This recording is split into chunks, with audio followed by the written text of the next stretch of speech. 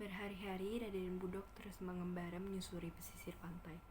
Wajah gadis yang menghiasi mimpinya memenuhi pikirannya sepanjang perjalanan, menyalakan semangat dalam dadanya.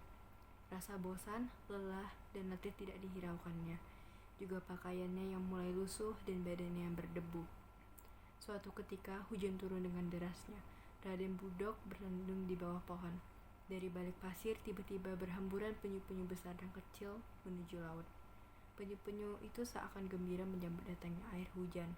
Tempat itu kini dikenal dengan nama Cipenyu. Sesaat kemudian Raden Budok melanjutkan perjalanannya setelah mengambil daun pohon langkap yang dijadikannya sebagai payung agar tidak kehujanan.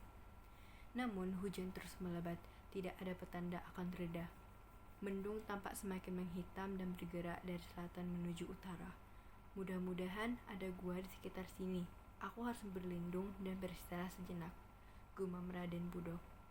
Dan betapa gembiranya Raden Budok ketika dilihatnya sebuah bukit karang yang menjorok. Raden Budok pun mempercepat langkah dan masuk ke dalam gua. Ditutupnya pintu gua dengan daun langkap sehingga gua itu pun menjadi gelap gulita. Beberapa saat Raden Budok beristirahat melepas lelah sambil menunggu hujan reda. Tapi Raden Budok merasa tidak nyaman berada dalam gua yang gelap gulita itu. Dibukanya daun lengkap yang menutupi pintu gua, seberkas sinar menerobos masuk.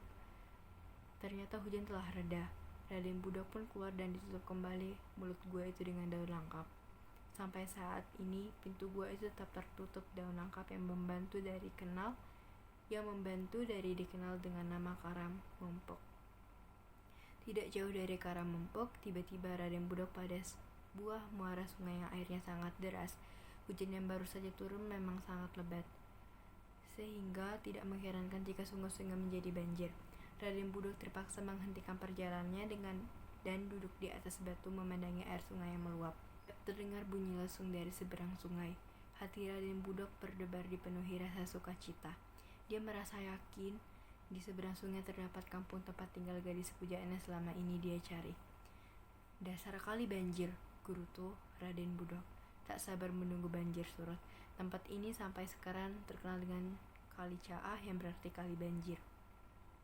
Karena sudah tidak dapat menahan sabar, akhirnya Raden Budok menyeberangi sungai itu walaupun dengan susah payah dan dengan mengerahkan seluruh tenaganya. Di pintu masuk kampung, Raden Budok beristirahat. Mengitarkan pandangan ke arah kampung, hatinya mulai merasa tenang karena merasa akan segera bertemu dengan gadis yang diimpikannya. Di kampung itu tinggallah seorang janda bernama Nyi Siti yang memiliki seorang anak gadis yang sangat cantik. Sri Pohaci namanya.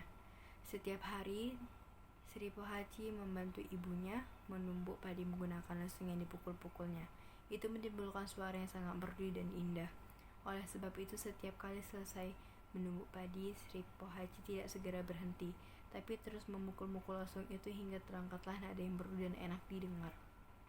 Dimulai dari sinilah akhirnya banyak gadis kampung yang berdatangan ke rumah Nyi Siti untuk ikut memukul lesung bersama Nyi Pohaci.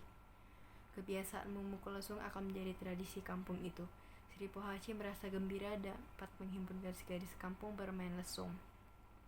Permainan ini oleh Sri Pohaci diberi nama ngagondang, yang kemudian dijadikan acara rutin setiap akan menanam padi.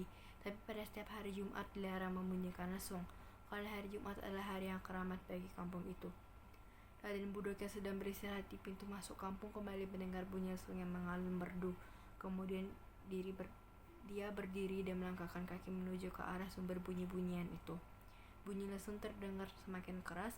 Di dekat sebuah rumah dilihat gadis-gadis kampung sedang bermain lesung. Tangan mereka begitu lincah dan terampil memainkan alunan lesung, membentuk nada-nada mempesona.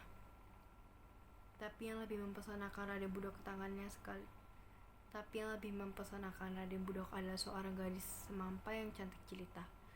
Gadis itu mengayunkan tangannya sekaligus memberi aba-aba para gadis-gadis lain.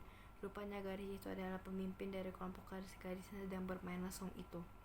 Merasa ada yang memperhatikan gadis itu, Sri Pohaci memberikan syarat kepada gadis-gadis lainnya untuk menghentikan permainan. Gadis-gadis itu pun bergegas pulang ke rumah masing-masing. Begitulah Sri Pohaci di dalam rumahnya.